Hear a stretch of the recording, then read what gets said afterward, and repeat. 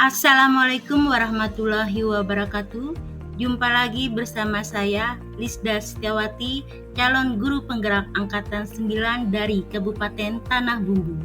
Dalam modul 2.3, kita telah menjelajahi konsep supervisi akademik yang memiliki tujuan utama untuk mengembangkan kompetensi individu dalam tubuh staf pengajar di sekolah. Pengalaman atau materi pembelajaran apa saja yang sudah diperoleh? Pendekatan yang digunakan adalah coaching yang memiliki 3 prinsip, yaitu kemitraan, proses kreatif, dan memaksimalkan potensi. Kompetensi inti coaching yang harus dimiliki diantaranya adalah kehadiran penuh, mendengarkan aktif, dan mengajukan pertanyaan berbobot. Percakapan berbasis coaching menggunakan alur cerita, yaitu tujuan, identifikasi, rencana aksi, dan tanggung jawab. Terdapat 3 tahapan dalam supervisi akademik, yaitu pra-observasi atau perencanaan, observasi atau pelaksanaan, dan pasca observasi atau tindak lanjut. Apa saja emosi-emosi yang dirasakan terkait pengalaman belajar? Emosi yang saya rasakan lama mengikuti pembelajaran modul 2.3 ini diantaranya adalah cemas.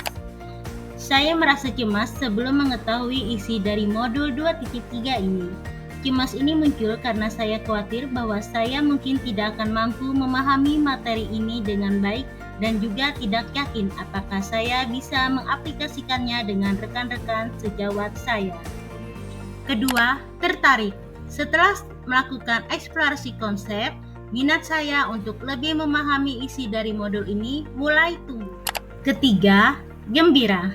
Saya merasa sangat senang ketika saya berhasil melakukan praktek coaching bersama rekan CGP di ruang kolaborasi dan demonstrasi kontekstual. 4. Optimis. Selain itu, saya juga merasa sangat optimis bahwa saya bisa mengimplementasikannya di sekolah di mana saya bekerja. Apa yang sudah baik berkaitan dengan keterlibatan dirinya dalam proses belajar?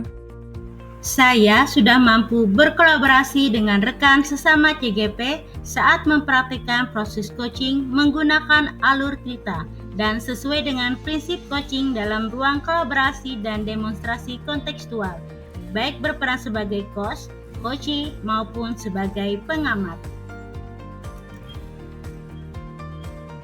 Apa yang perlu diperbaiki terkait dengan keterlibatan dirinya dalam proses belajar?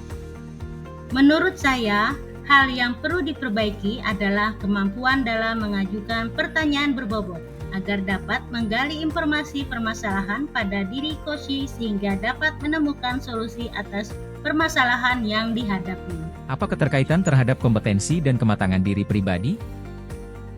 Setelah mengikuti modul 2.3 tentang coaching dalam supervisi akademik, saya telah melihat perkembangan kompetensi saya. Hal ini tercermin dari kemampuan dalam menerapkan proses coaching dengan menggunakan alur cerita, baik sebagai coach, coachee, maupun pengamat. Ketika saya terlibat dalam proses coaching, penting bagi saya untuk dapat mengontrol asumsi-asumsi pribadi dan emosi agar saya dapat berpikir dan bertindak secara matang sesuai dengan prinsip-prinsip coaching, seperti kemitraan, proses kreatif, dan pemanfaatan potensi secara maksimal. Apa pertanyaan kritis Anda yang berhubungan dengan konsep materi dan menggalinya lebih jauh? Pertanyaan yang muncul yang saya ajukan adalah bagaimana caranya agar konsep coaching dapat diimplementasikan dalam proses supervisi di lingkungan sekolah. Prinsip coaching dapat diterapkan dengan kondisi bahwa kepala sekolah memiliki pemahaman mengenai coaching dalam konteks supervisi akademik dan bersedia menerapkannya. Kegiatan supervisi tidak seharusnya hanya berfungsi sebagai evaluasi guru, tetapi juga sebagai sarana untuk meningkatkan kompetensi akademik guru. Dalam hal ini, supervisi tidak hanya mencakup pengamatan kelas, melainkan juga melibatkan komunikasi sebelum dan setelah pengamatan. Sebelum pengamatan, kepala sekolah dapat berdiskusi dengan guru mengenai perencanaan pembelajaran yang akan dilakukan. Setelah pengamatan, kepala sekolah memberikan umpan balik dan tindak lanjut terkait pelaksanaan pengamatan kelas yang telah dilakukan oleh guru. Materi apa yang dipelajari dengan pemikiran pribadi sehingga tergali wawasan baru? Coaching dalam supervisi akademik memiliki dampak positif terhadap perkembangan pemimpin pembelajaran yang berfokus pada kepentingan murid. Keberpihakan pada murid merupakan aspek penting dalam lingkungan sekolah. Untuk mewujudkan pendekatan pembelajaran yang berpusat pada murid ini, guru perlu memiliki kemampuan sebagai pemimpin pembelajaran. Sebagai pemimpin pembelajaran, guru harus memiliki pemahaman yang mendalam tentang perkembangan murid, termasuk aspek kognitif, karakter, dan sosial emosional. Oleh karena itu, tujuan dari coaching dalam supervisi akademik adalah untuk mengembangkan kompetensi guru, sehingga kinerja mereka meningkat dan pendekatan pembelajaran yang berfokus pada murid dapat tercapai dengan lebih baik. Apa tantangan yang sesuai dengan konteks asal calon guru penggerak? Tantangan terbesarnya adalah mengubah pandangan yang umumnya menganggap supervisi akademik hanya sebagai evaluasi rutin yang dilakukan kepala sekolah terhadap kinerja guru. Seharusnya, supervisi akademik dianggap sebagai panduan untuk meningkatkan kompetensi guru. Apa alternatif solusi terhadap tantangan yang diidentifikasi? Solusi yang pertama adalah salah satu pilihan tindakan yang bisa diambil adalah mengadakan pertemuan atau rapat dengan seluruh anggota komunitas sekolah. Melalui pertemuan tersebut, kita bisa mencoba untuk menyatukan pemahaman semua orang tentang apa yang dimaksud dengan supervisi akademik. Yang kedua, solusi selanjutnya adalah dengan memberikan contoh praktek coaching dalam supervisi akademik melalui berbagai media informasi digital yang dapat diakses oleh seluruh komunitas sekolah. Apa pengalaman masa lalu Anda dengan coaching? Tiap guru pasti mengalami proses supervisi oleh kepala sekolah dan pengawas sekolah. Namun, seringkali proses ini dijalani sebagai kewajiban rutin tanpa pemahaman mendalam dalam esensi supervisi. Bagaimana penerapan coaching seharusnya di masa mendatang?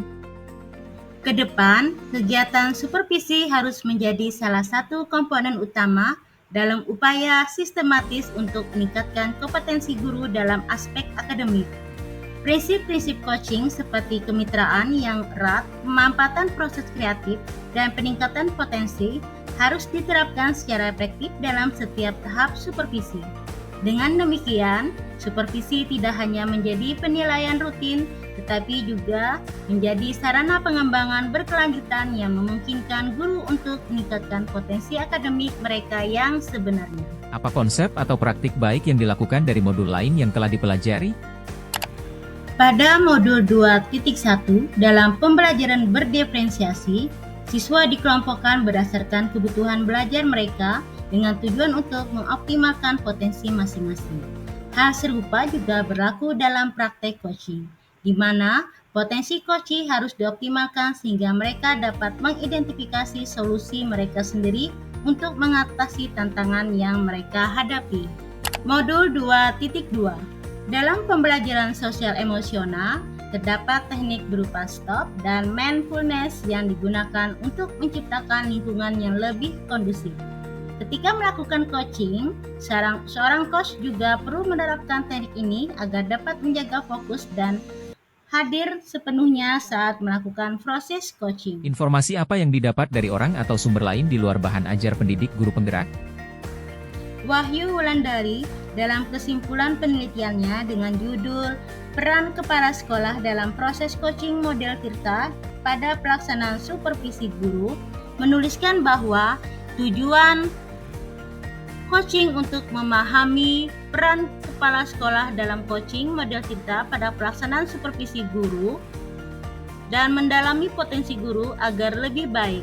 Melalui praktek model Tirta diharapkan kepala sekolah dapat melakukan komunikasi dengan guru lebih mudah sehingga kompetensi guru dalam melaksanakan kegiatan pembelajaran dapat tergali dengan baik.